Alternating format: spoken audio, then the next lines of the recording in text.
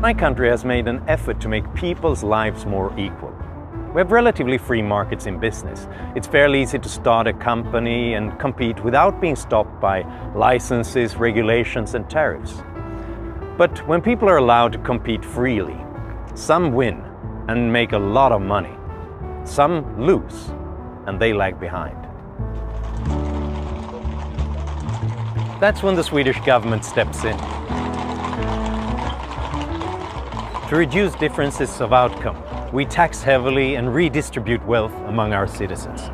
To many, this is the best of both worlds, since we don't really have equal chances in life. Some people have parents who give them an interest in learning, ambition and opportunities. Some don't. Some are lucky in the genetic lottery and some aren't. Some have good health and some don't. To reduce the gaps that such differences might lead to, our government steps in. Sweden chose to make equality a priority in the 1970s, when we were already one of the richest countries in the world. Taxes were raised and benefit systems were made more generous. Public spending almost doubled between 1960 and 1980, from 31% to 60% of GDP. Some would say that this has made our country better, but it has also reduced the rewards for working hard and taking risks.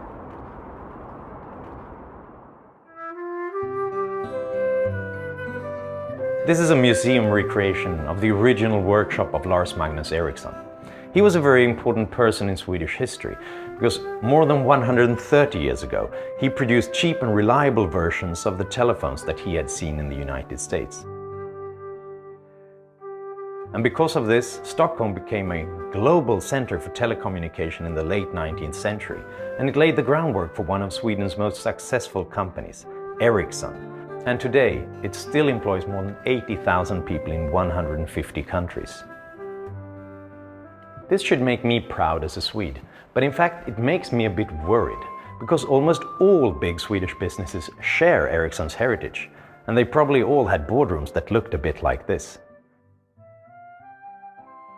The average big Swedish company is 94 years old.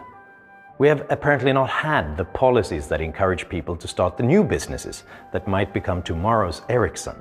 Today, Swedish entrepreneurs are the oldest in the world. This is the other side of the coin. The young people and the immigrants who should be our future are not starting the new Ericssons.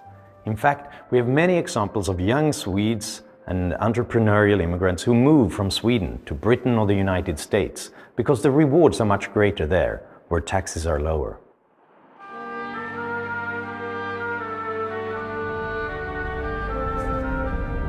In many suburbs like this outside of Stockholm, the unemployment rate is higher than 50%. Even in the midst of the economic boom, almost a quarter of the working age population in Sweden did not go to work in the morning, but got their checks from the government. It does seem to support the view that economic incentives matter. With a sickness benefit of up to 80% of your income, perhaps it wasn't surprising that Swedes were off sick more than any other people, even though we objectively were healthier than almost any other population.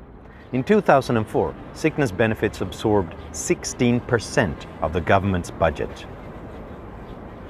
These statistics have improved since, but interestingly, only after a determined effort by the government to reduce the equality of income, by lowering taxes and making benefit systems less generous. So it seems that these changes increase the incentives to work. Friedman emphasized something counterintuitive. There's a positive benefit to inequality of outcome for everybody. Some people become millionaires and some become billionaires, but that is because they were the ones who made their customers happy. That's the economic system that has transformed our society in the past century and more. That's what gave the Henry Fords, the Thomas Alva Edisons, the incentives to produce the miracles that have benefited us all. They went in with their eyes open. They knew what they were doing. And win or lose, we, society, benefited from their willingness to take a chance. If we did not allow a Lars Magnus Ericsson, a Thomas Edison, or a Bill Gates to become incredibly rich, we would be more equal.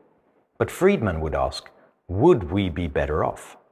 If entrepreneurs did not think that a possible reward for all the sacrifices they make, all their hard work, all the risks they take is a lot of wealth, then they might do something else instead. And in that case, we would not have the goods and the services and technologies that make our lives better.